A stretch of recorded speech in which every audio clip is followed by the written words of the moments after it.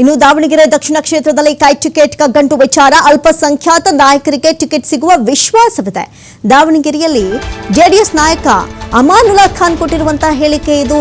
ಒಂದು ಕಡೆ ವಿಶ್ವಾಸದಲ್ಲಿ ವೇಟ್ ಮಾಡ್ತಾ ಇದ್ದಾರೆ ಅಲ್ಪಸಂಖ್ಯಾತರು. ಈ ಬಾರಿ ಆದರೂ ದಾವಣಗೆರೆಯಲ್ಲಿ ಅಲ್ಪಸಂಖ್ಯಾತರಿಗೆ ಟಿಕೆಟ್ ನೀಡುವಂತಹ ಅವಕಾಶವಿದೆ ಅನ್ನುವಂತಹ ಒಂದು ಹಂಬಲದಲ್ಲಿ ಕಾಯ್ತಾ ಇದ್ದಾರೆ.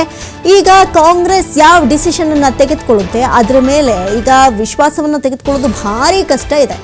ಇನ್ನು ಸಾಮಾಜಿಕ ನ್ಯಾಯ ಸಿಗಲಿ ಅಂತ ಪ್ರಾರ್ಥಿಸಿದ್ದೇನೆ, ಇದು ಸುಲಭವಾಗಿ ತೀರ್ಮಾನ ಆಗುವಂಥ ರೀತಿಯಲ್ಲಿ ಕಾಣಿಸ್ತಾ ಇಲ್ಲ.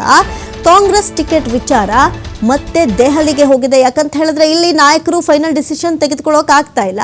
ಹಾಗಾಗಿ ಈ ಒಂದು ವಿಚಾರ ಮತ್ತೆ ದೆಹಲಿಗೆ ಬಿಟ್ಟಿದ್ದು. ಯಾಕಂತ ಹೇಳಿದ್ರೆ ಹೈಕಮಾಂಡ್ ವರಿಷ್ಠರು ನಿರ್ಧಾರವನ್ನ ಮಾಡ್ತಾ ಇದ್ದಾರೆ ಎನ್ನುವಂಥ ಮಾಹಿತಿಯನ್ನ ಈಗ ಕೊಟ್ಟಿರುವಂಥದ್ದು. ಒಂದು ಕಡೆ ದಾವಣಗೆರೆ ದಕ್ಷಿಣ ಕ್ಷೇತ್ರದಲ್ಲಿ ಕೈ ಟಿಕೆಟ್ ಕಗ್ಗಂಟು ಹಾಗೇ ಉಳಿದ್ಬಿಟ್ಟಿದೆ. ಈ ವಿಚಾರಕ್ಕೆ ಸಂಬಂಧಪಟ್ಟಂತೆ ಇವತ್ತು ಸಂಜೆ ಅಥವಾ ನಾಳೆ ಬೆಳಗ್ಗೆ ಅಂತಿಮವಾಗಿ ತೆರೆ ಬೀಳುವಂಥ ಲಕ್ಷಣ ಇದೆ.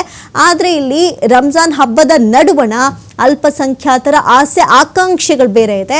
ಕಾಂಗ್ರೆಸ್ ಇವಾಗ ಏನ್ ನಿರ್ಧಾರ ತೆಗೆದುಕೊಳ್ಳುತ್ತೆ ಇನ್ನಷ್ಟೇ ಕಾದು ನೋಡಬೇಕಿದೆ. ಖಂಡಿತ ಅಲ್ಲಾಹನಲ್ಲಿ ನಂಬಿಕೆ ಕೂಡ ಇದೆ.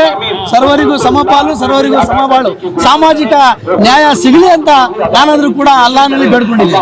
ನಿನ್ನೇನು ನಡೆದಿದೆ ಬೆಂಗಳೂರಿನಲ್ಲಿ ಸಭೆ ಮತ್ತೆ ಬೆಳವಣಿಗೆ, ಅದನ್ನ ನೋಡಿದ್ರೆ ಇದು ಇವತ್ತು ಸುಲಭವಾಗಿ ತೀರ್ಮಾನ ಆಗುವ ಕಾಣ್ತಾ ಇಲ್ಲ.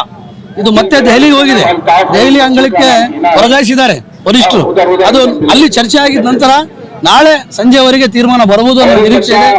ಸಂಪೂರ್ಣವಾಗಿ ಎಲ್ಲರೂ ಕೂಡ ನಿರೀಕ್ಷೆ ಇಟ್ಕೊಂಡಿದ್ದಾರೆ. ಈಗ ಆ ಒಂದು ಪಕ್ಷದಲ್ಲಿ ಇರ್ತಕ್ಕಂಥ ವರಿಷ್ಠರು ಕೂಡ ಮನವರಿಕೆ ಆಗಿದೆ.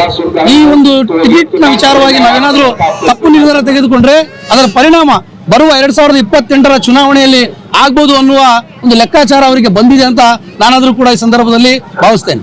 ನಾನು ಮುಸ್ಲಿಂ ಸಮಾಜದ ಪರವಾಗಿ ನಾನು ಮಾತಾಡಿದ್ದೇನೆ, ಪಕ್ಷಾತೀತವಾಗಿ ಮಾತಾಡಿದ್ದೇನೆ. ಯಾಕೆ ಮಾತಾಡಿದ್ದೇನೆ ಅಂತ ಹೇಳಿದ್ರೆ, ನಾವು 30 ವರ್ಷದಿಂದ ನಿರಂತರವಾಗಿ ಈ ಸಮಾಜದ ಮತಗಳನ್ನ ಆ ಒಂದು ಕುಟುಂಬಕ್ಕೆ ನೀಡಿ ಅಧಿಕಾರವನ್ನು ಕೊಟ್ಟಿರ್ತಕ್ಕಂಥ ಸಮಾಜ. ನಾವು ಸಾಮಾಜಿಕ ನ್ಯಾಯ ಕೇಳೋದ್ರಲ್ಲಿ ತಪ್ಪೇನಿಲ್ಲ. ನಾನು ಜಾತ್ಯತೀತ ಜನತಾ ಪಕ್ಷದ ಒಬ್ಬ ಸದಸ್ಯನಾಗಿ ನನ್ನ ಸಮಾಜಕ್ಕೆ ನ್ಯಾಯ ಕೊಡ್ಲಿ ಅಂತ ಕೇಳ್ತಾ ಇದ್ದೀನಿ.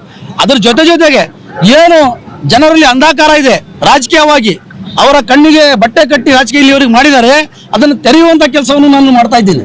ಖಂಡಿತ ಅಲ್ಲಾಹನಲ್ಲಿ ನಂಬಿಕೆ ಕೂಡ ಇದೆ. ಸರ್ವರಿಗೂ ಸಮಪಾಲು, ಸರ್ವರಿಗೂ ಸಮಬಾಳು, ಸಾಮಾಜಿಕ